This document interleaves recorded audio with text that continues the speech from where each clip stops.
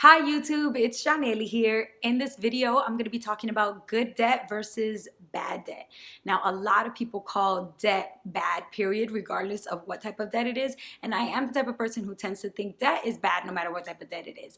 But there are some types of debt that are better than other types of debt, and there's a lot of different reasons why. So we're going to be talking about that in just a minute. But just quickly want to remind everybody to go over to my Instagram and Facebook and follow me on social media, add me, like, subscribe, follow, comment, all that good stuff, because I love to connect with people who watch my YouTube content over on other social media platforms as well. And I also want to plug quickly my Patreon page, which is linked in the description box below. If you could find it in your heart and in your budget to give even just $1 a month, it really helps me to continue to put content up on this channel every single week. So thank you, and go ahead and check those things out. Okay, so now let's talk about good debt versus bad debt. Now, most debt honestly is going to be bad just because of the fact that you are carrying balances that you owe, and for the most part, you're going to be accruing interest. There are some cases where you might get, a loan, or you might borrow some money or get some credit and actually not have to pay any interest on that. That's very rare, and if you're lucky to have an opportunity like that, then great, take advantage of it and pay it back as quickly as you can, or by the time that your zero interest promotional period is over, so that you don't have to pay any interest. But when we're talking about debt very generally, most of the time you are paying interest on your balances. So it's really important to understand what type of debt is actually better than other types. So there's 3 things that you want to consider when you're making a decision about whether to buy something, if you need to borrow money to buy it or not.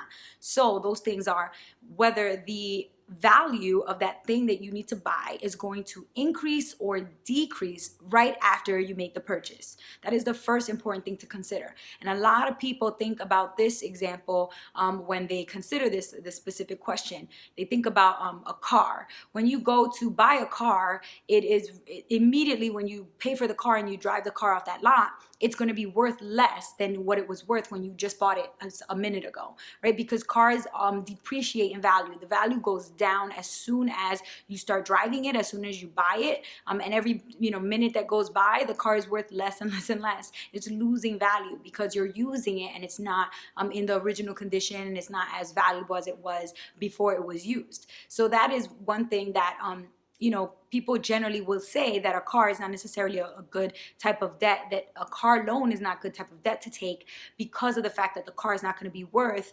more. It's actually going to be worth less after you buy it. So that's one thing to know, and that's the classic example. But the second thing to consider is actually not just about whether the value is going to go up or not, but whether the thing that you're going to buy, or the thing that you're spending money on, is going to allow you to generate more income in the future.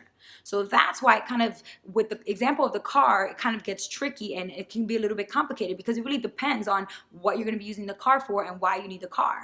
So if the car is going to be something that you're getting for, let's say, a side hustle that you have, a business that you're running, or you're going to be using it to do Uber or Lyft or something like that, and you're going to be using it to make more money, then it kind of cancels out the fact that it's losing value, because it's actually getting you more income. It's generating you more income in the future, in the long term. So you kind of have to compare and contrast the different things that you're considering when you're thinking about whether something is worth getting into debt for. The third thing that you want to compare and contrast as well with these other considerations is whether your interest rate is high or low, and what is the exact interest rate you have. Because if you're taking on very low interest rate debt, it might not be the worst situation for you if you're able to do something else with the money to get more return. So for example, if you are going to take out a loan for say $1,000, and your interest rate is going to be 2 or 2.5 or 3%, that is a very, very low interest rate, and it's a really good offer to get that kind of rate. Let's say you invest that $1,000 and you get back 4% on that investment, or 5% back on that investment.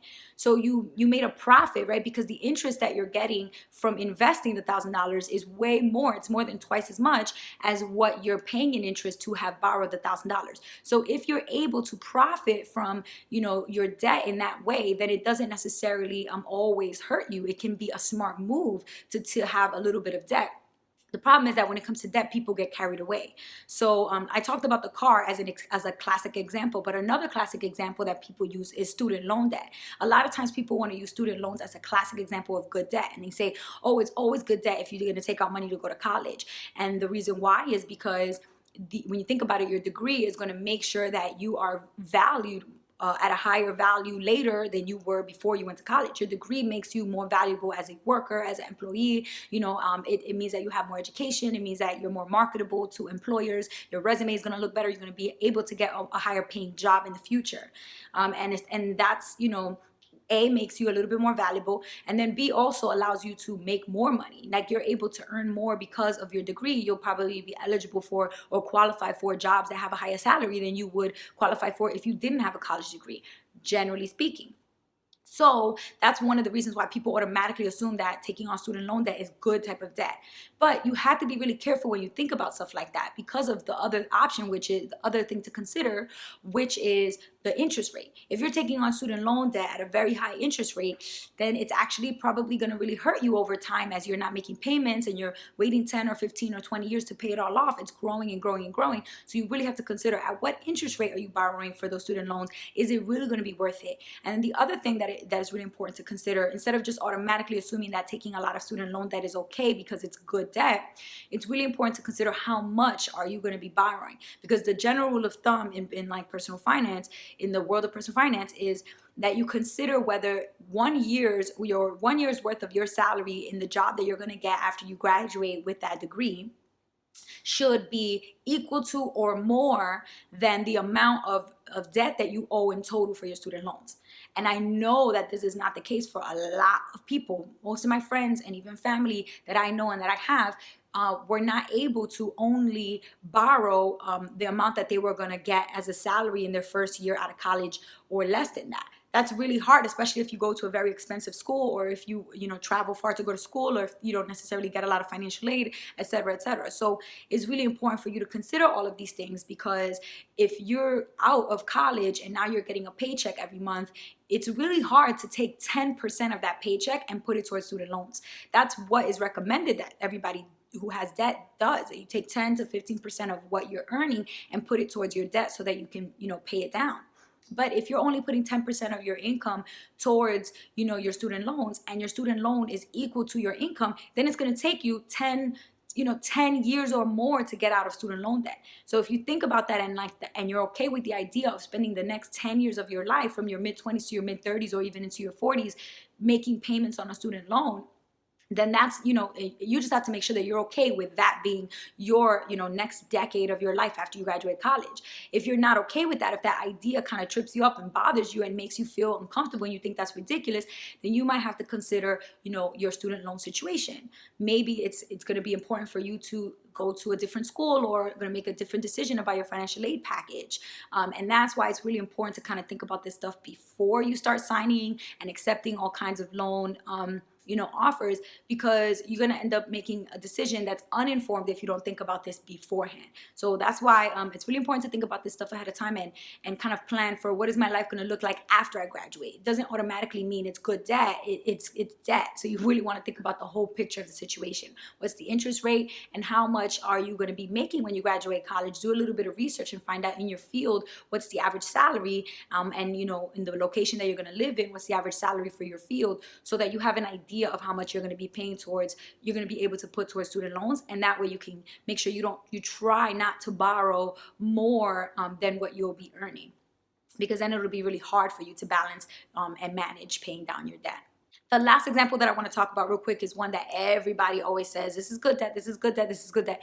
And that's real estate, or buying a house is a classic example. People always say, when you buy property, it's going to be good debt. And the first thing to consider is whether it's going to lose value or increase in value. And generally speaking, for the most part, real estate is known to trend upward. As soon as you purchase real estate, the next year or 2 years or 3 years, 10 years from now, generally speaking, will be worth more. And that's why a lot of people always assume immediately that real estate is a great investment.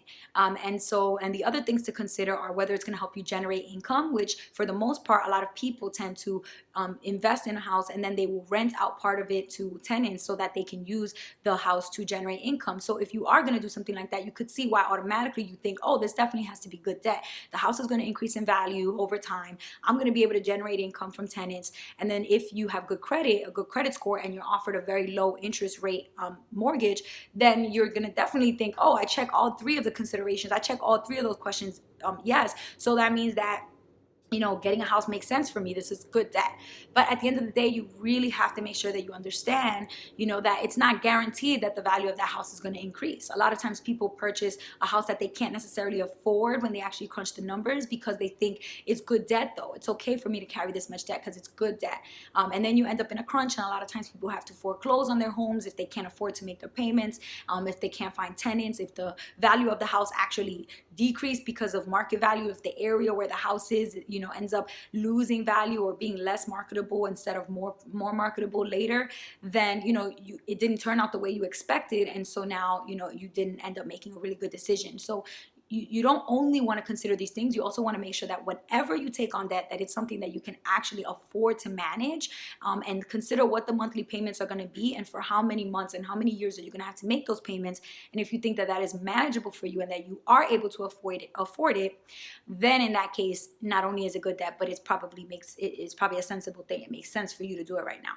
But all of these things have to be considered, and that's why it's so important for people to do their homework before they take on debt. I hope this video helped you think through good debt versus bad debt, and a couple of examples that I talked about help you think about why certain people might make a move that may be right for them but not be right for you, or maybe you might make a move that's right for you but not right for somebody else, because it really just depends on your situation. If you like the video, definitely give it a thumbs up. Comment below if you have any questions or comments for me. You can always write to me privately at MissBeHelpful@gmail.com. And that's all I have for y'all. Till next time, peace.